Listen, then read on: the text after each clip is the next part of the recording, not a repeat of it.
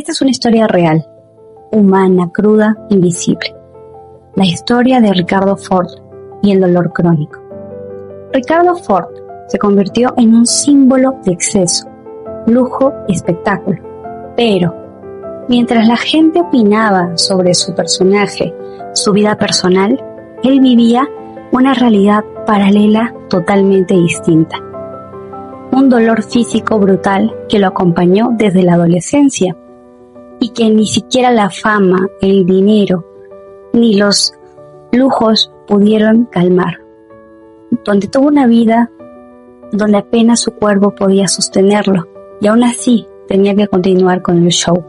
El centro de todo su sufrimiento fue o se concentró o empezó por las rodillas. Él nació con un problema congénito óseo grave que lo condenó desde joven a operaciones sucesivas. Intentaron corregir este tipo de situación. Buscaron o trataron de darle tratamientos para sus articulaciones, pero simplemente las cosas no funcionaban. Más tarde vinieron los reemplazos totales de sus rodillas.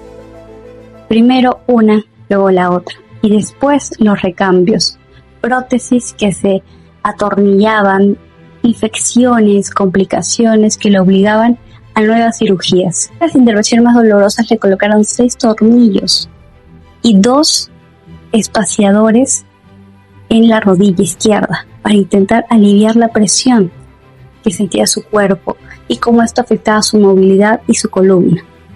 Nada lo aliviaba del todo. Y a esto hay que sumarle otro problema silencioso. Los médicos que no lograban, no sé, quizá no querían, ver el fondo real del deterioro. Algunos incluso, por más que decían que él era un paciente difícil, seguían trabajando para él. Por más que decían que él no colaboraba o no hacía bien la rehabilitación, continuaban facturando, cobrando. Y existían infecciones maltratadas y prótesis que nunca funcionaron del todo. Muchos renunciaban a atenderlo, pero al mismo tiempo muchos médicos permanecieron allí, no por vocación, sino por dinero. La infección en la rodilla, que jamás se curó del todo, nunca terminó de cerrarse, pero al mismo tiempo le abrió paso a lo que correspondería a su final. Al final, él tuvo como resultado un cuerpo que ya no podía regenerarse, articulaciones destruidas y un dolor crónico que se agravaba con cada operación. El desgaste de las rodillas lo obligó a caminar de cierta forma y esto alteró su cuerpo, que él seguía haciendo ejercicio, pero terminó generando problemas en su columna. Por lo tanto, nuevas cirugías y nuevos tornillos, nuevas intervenciones, nuevas rehabilitaciones que no se hacían bien, y en su espalda llevaron incluso a implantarle 10 tornillos de titanio, 2 varillas para sostener su columna y anillos metálicos para separar las vértebras. Aquella operación duró horas y buscaba reconstruir una zona que ya no respondía. Después de que incluso los médicos o los clavos iniciales, que tenía colocados se desacomodaron y entonces su columna era un mapa de metal, era un armazón que sostenía a esta persona y que él intentaba sostener lo que su cuerpo ya no podía sostener solo.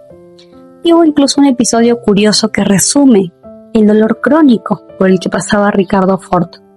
Un día él se cayó y comenzó a sentir un dolor muy molesto. Mandaba correos hablando de este dolor que tenía por 15 días, diciendo que iba a volver a Argentina, que se había comprado un par de vehículos para calmar ese dolor, y cuando volvió a Argentina, se enteró que había estado 15 días con el fémur fracturado. En estos momentos él enviaba correos a sus amigos, hablando sobre los dolores que tenía en la rodilla, en la columna, en la espalda, y una vida de dolor que él decía ya no era vida. Vivía tan acostumbrado al sufrimiento extremo que la fractura de fémur, que es una de las más dolorosas, la pudo sobrellevar por 15 días.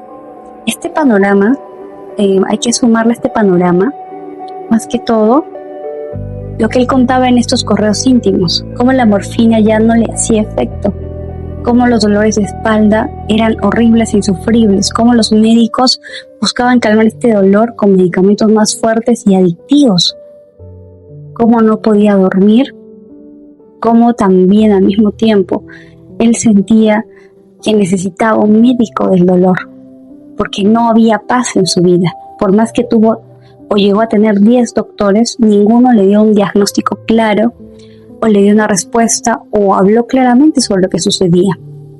Y esto generó un deterioro progresivo en su salud. Incluso tuvo una sepsis por la que casi muere, donde le extrajeron pus del abdomen que a nadie se lo habían extraído así. Infecciones reiterativas, internaciones constantes y un cuerpo que nunca terminaba de sanarse antes de volver a romperse, antes de volver a quebrarse. A día de su muerte le escribió a un médico diciéndole: la pasé muy mal, mis sueños son pesadillas, no aguanto más. Mientras todo esto sucedía, él enfrentaba al mismo tiempo una presión mediática que trataba de ubicarlo en el sentido de que no sabían exactamente quién era Ricardo Ford. Él era juzgado por su imagen, por su orientación, ridiculizado en sus decisiones, convertido en una caricatura. La pantalla le exigía brillo, ser ese personaje mediático, pero pocos registraban que detrás de cada aparición había noches sin dormir, medicamentos muy fuertes, al mismo tiempo él tomaba alcohol, tomaba otras sustancias, hacía ejercicio muy fuerte, ese esfuerzo casi heroico por seguir manteniendo su peso, su salud, y al mismo tiempo rehusarse a descansar, porque él, si paraba, sentía que no era nadie. Él era un adicto a moverse, al movimiento, y más que todo porque sentía que él nunca era suficiente, que necesitaba siempre demostrar algo más. Y aún así, incluso en medio de este calvario y de estas exigencias, Ricardo Ford aportó muchísimo a la comunidad, a su contexto, a su sociedad. Financió tratamientos para personas sin recursos, impulsó carreras artísticas, generó trabajos con sus producciones, ayudó a familias sin la cámara encima, dio la oportunidad de ser parte de espectáculos a personas que no eran del mundo del espectáculo. Él también marcó un antes y un después en la cultura pop, fue un símbolo de interesante exposición. Hoy sería tranquilamente cualquier influencer. Él fue el influencer cuando no existía ni siquiera una idea, una noción de lo que era eso. Fue irreverente, disruptivo, transgresor y dejó una huella estética, mediática, social y emocional insuperable. Marcó un éxito que hoy aún tiene eco y se replica. En los últimos años, las intervenciones, sin embargo, fueron reiterativas y dolorosas y abrieron la puerta a más infecciones, a complicaciones internas y un deterioro acelerado al mismo tiempo que no se le detectó a tiempo una dificultad coronaria, cardíaca que él había tenido. Todos los médicos, con todo lo que facturaron, no detectaron esa falla cardíaca. Y esa falla cardíaca se agravó por la infección en la rodilla que no se curaba. Entonces Ricardo Ford, por desgracia, dejó este mundo el 25 de noviembre de 2013, a los 45 años, después de una vida marcada por las cirugías estéticas, el metal, las heridas, las fracturas, las infecciones, las internaciones, el deseo de ser padre, que fueron sus hijos los primeros niños uniparentales.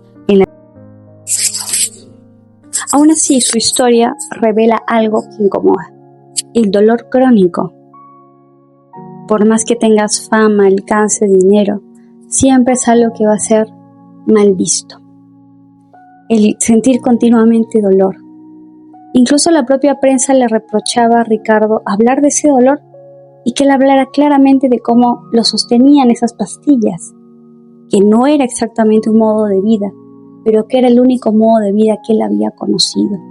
Hablar de dolor crónico, hablar de las circunstancias que llevan a una persona a continuar, digamos, con tratamientos para evadir el dolor, porque todas las cirugías, el gran porcentaje en las que se sometió Ricardo Ford, eran para evitar ese dolor en la columna, en la rodilla.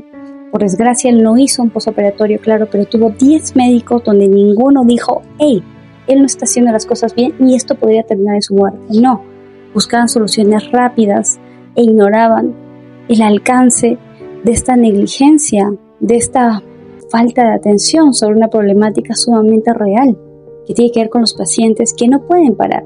Ricardo Ford no paraba porque para él toda la vida era movimiento. Él no podía dormir por el dolor, necesitaba hacer otras cosas para no pensar en el dolor. Las personas muchas veces no podemos parar porque no está esa opción, porque es un privilegio también económico el poder parar y descansar y hacer que una dolencia pueda curarse a tiempo. En ese sentido, este es un preámbulo para que podamos hablar un poco más de lo que es el dolor crónico y las consecuencias que tiene en la vida diaria. Si quieres saber un poquito más de estos temas educativos, suscríbete a mi canal para más contenido.